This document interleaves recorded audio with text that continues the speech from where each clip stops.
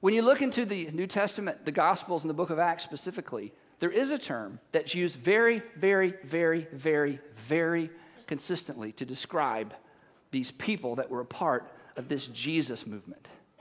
It's a terrifying term. It's the term disciple.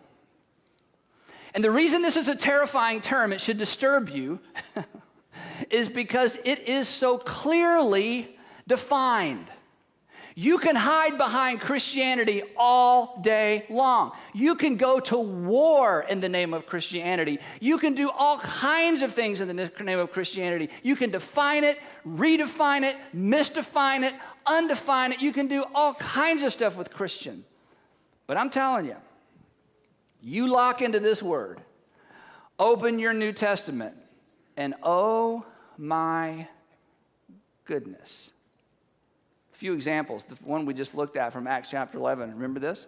The disciples, think about the significance of this verse now. The disciples were called Christians. If you would ask the followers of Jesus, what are you? They wouldn't have said Christian. They would have said what? I'm a disciple. I'm a disciple. But the disciples who called themselves disciples were first called Christians. Now, from this point forward, look throughout the New Testament, you're going to see this word over and over and over. Now, what is a disciple? Well, the English word disciple means the same thing as the Greek word disciple, mathetos. It simply means a learner, a pupil, an apprentice, an adherent, and a follower. A disciple is a person that does this. I'm trying to make a decision. How would you handle this? That's how I'll handle it.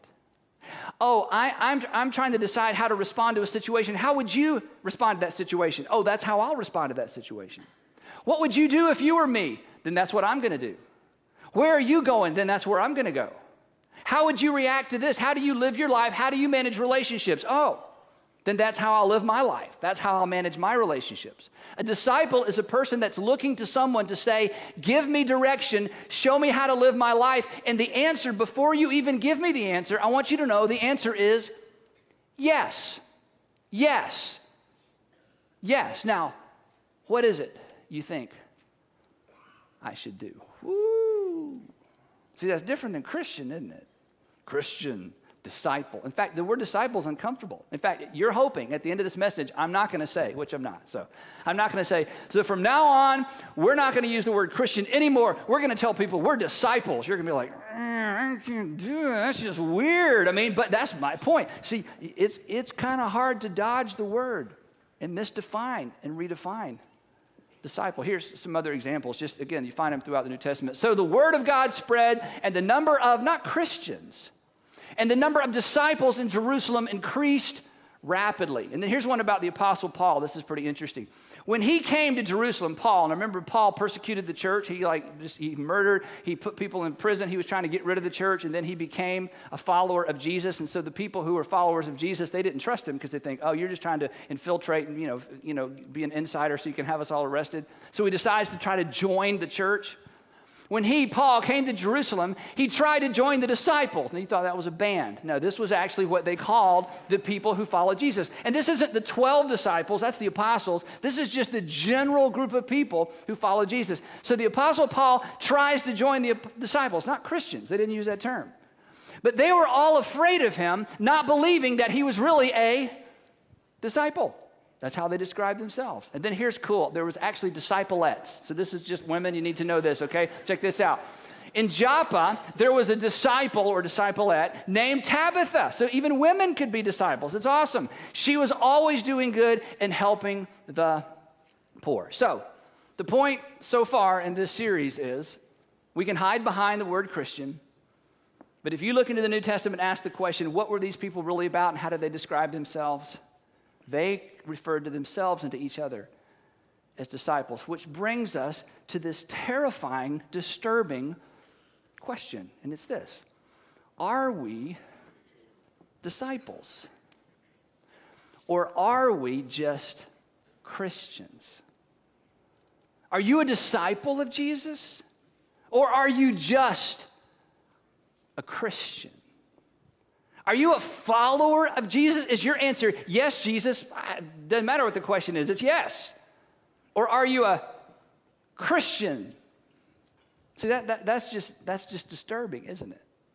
So what I want to do is we kind of close in on our first session of this today. Hopefully you'll come back next week. Is I want to now take you to a moment in time with Jesus where he speaks directly to people who want to be disciples. And he gives them kind of the, okay, if you're going to be a disciple, not just a Christian, here's the bottom line. If you don't hear anything else I say, do anything else I do, here are your specific marching orders. And I'm telling you, as you're going to see, and this isn't new information. If you grew up in church, what I'm about to read, you have read or heard 1,000 times. This isn't like, wow, I didn't know that was in there. It's not one of those verses. But I'm telling you, if we had have gotten this right, if the, quote, Christians had decided, forget Christian, I'm going to be a disciple. If we had just gotten what I'm about to read, just this one element of Jesus' teaching, just this one facet of Jesus' teaching, if we just got this one part of being a disciple right, there may not have been any First World War. There definitely would not have been a Second World War. There would have been no civil war in this country. Slavery would have been put to rest long before. And there would have been no need for a civil rights movement in this nation if the followers of Jesus had actually followed not 10 commandments, not the whole New Testament, not everything the Apostle Paul teaching, if we had just gotten this one teaching of Jesus right, our world and our nation in particular would be a different and better place. So here's what happens. Jesus is at the end of his ministry. And he's in this, he's about to have the last Passover with his Jewish followers, the apostles. Judas has already left to go betray him. So Jesus realizes, I'm running out of time, and there's just a couple things I got to tell these guys before I'm crucified and exit this planet. And so this is that, when if you've got kids, okay, kids, remember, Dad, there's just one thing, well, there's three. Okay, your mom said there's four. Okay, there's 5 things. Don't ever forget these 6 things. It's like here's those lessons before your kids leave. It's like, oh, I'm sure I forgot something. So Jesus is like, okay, here it is. Here's the one thing you got to get right. Here's what he said. My children, I will be with you only a little longer. In other words, lean in. We're running out of time. You will look for me. And just as I told the Jews, so I tell you now, where I'm going, you cannot come. Now, when he says you cannot come, Peter, who's sitting there, he perks up. It's like, what do you mean we can't come? We're going in, wherever you go, we go. We're disciples. You can't, what do you mean you're going to go somewhere where we can't go? Okay, is Andrew going to get to go? Because if Andrew's going, I'm going. You're not like just leaving me out, are you? Okay, so Peter, he's just obsessed with, you're going somewhere, we can't go. I want to go, you sure we can't go? Then Jesus moves on and he says this, a new commandment I give you. A new commandment, the little Greek word new can mean unusual, strange, odd, impractical. You never thought of this before. A new commandment I give you. And the thing is, most of you know what's coming, and it wasn't really that new on the surface. Okay, guys, lean in. You're my guys. We had 12, now we're down to 11, so let's do this quick before we're down to fewer, okay? A new commandment I give you. Ready? Love one another. Love one another. And John's like, okay, that's not new. I mean, that's in the Old Testament. We've even heard you say this before. Love one another. A new commandment I give you. Love one another. Then he elaborates. He says this. As I have loved you, so you must love one another. Oh, wow. Matthew. You remember when we met, Matthew? You remember what you were doing? Tax collector. I know. You were a traitor. Everybody hated you, Matthew. Peter, you remember the day we met Matthew?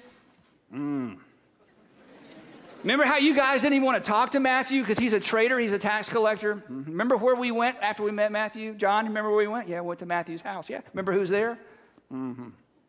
All those people that we weren't supposed to hang around with. My mama said, don't hang around with those kind of people. And you took us to a party full of those kind of people. And remember the conflict between all you guys and Matthew? Remember how we managed that? Remember how I loved Matthew? Now, that's what I want you guys to do. I want you to love each other that way. Nathaniel, remember what the first day we met? You remember. In fact, the rest of you guys, you don't know about this deal with Nathaniel, okay? His brother's here, eyewitness, went to get Nathaniel and said, Nathaniel, I've met the Messiah. You got to come meet this guy. He's from Nazareth. And Nathaniel, you remember what you said? And Nathaniel's hanging his head. He's going, Nathaniel said, could anything good come from Nazareth? You dissed my entire family, Nathaniel. And do you remember how I treated you? I said, come on, follow me. Be one of my guys. That's how I want you to love each other. Okay, guys, you remember the day that I did like the vampire sermon where I talked about drink my blood and eat my body, and it was just so weird, and people are getting up and leaving, and everybody's abandoning us. You remember that day? Every single one of you wanted to leave me. Come on, guys, look at me. Every single one of you wanted to get up, fade into the crowd, and be done with me, and I knew it. You remember that day? You remember how I treated you? Remember how I accepted you? Remember how I forgave you, even though you were about to betray me? Okay, I want you to love one another. That's what I want to characterize your relationship with each other. And then he said this, by this one thing, by this one dynamic, by this one relational breakthrough, by this will everyone know that you are my, what's the next word? Disciples. There it is. See, Christian, we can all be Christians. Love each other the way that Jesus loved those guys. Ooh, now I'm like in a subset, aren't I?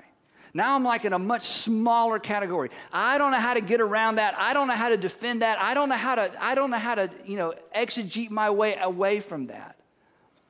You'll be, by this one thing, everyone will know you're my disciples. And then just in case they missed it, if you love one another. So I know you're all Christians. Are you a disciple? Now, here's my favorite part of the passage.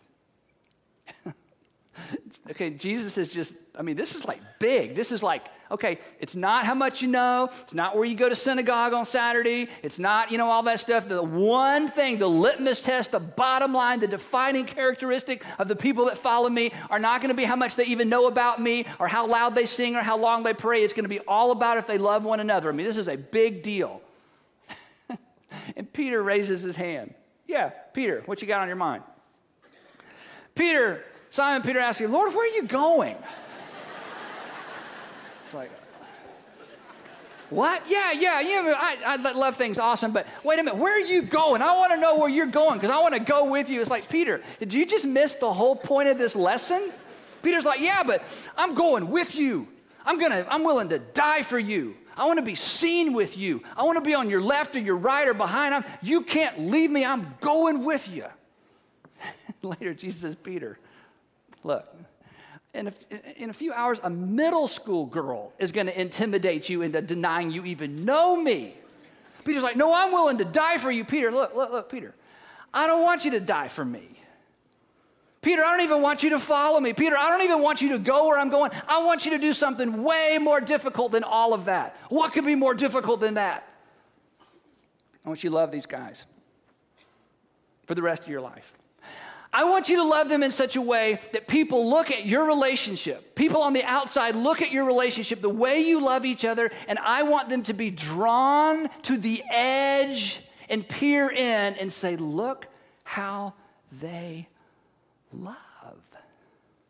And I want you to create a community of people that are defined and characterized by that kind of unconditional, generous, compassionate, ridiculous, who would do that kind of love. I want people on the outside to come to the edge unafraid that you're going to ask them to do something, unafraid that you're going to drag them in, unafraid that you're going to accuse them of something. I want them to be able to come to the edge of your community and look in and say, look how the men treat the women. Wow. Look how the women treat the men. Look how they treat widows. Look how they treat sick people. Wow. Look how they even honor children. Oh my goodness. Look how those masters treat those slaves, and look at how those slaves respond to those masters. Look how they manage look what they do with their money. Look how they respond to persecution. Oh my gosh, it's almost like they don't even fear death. Look at them love. And Jesus said, I want you to go and build communities like that. And they're going to grow, and they're going to expand, and they're going to grow, and they're expand. And people from the outside are going to be drawn to the edge. And they're going to think, I don't know if I want to become one of those, but I would like to work for one. I'd hire all I could. They're the most honest people. These followers of Jesus, these disciples, they're so odd. When they mess up, they tell you. You don't have to find out after the fact. Well, they're generous to a fault. They're willing to do the right thing even though it cost them financially. I would hire all of them. I don't know if I'd ever want to be one, but I would love to think that someone would treat my daughter the way those men treat their wives. I don't know that I would ever want to be one, but I would love to think that my son would marry a woman who would honor her husband the way those women honor their husbands. I don't know if I'd ever want to be one, but I'd love to work for one. Look at the way they love.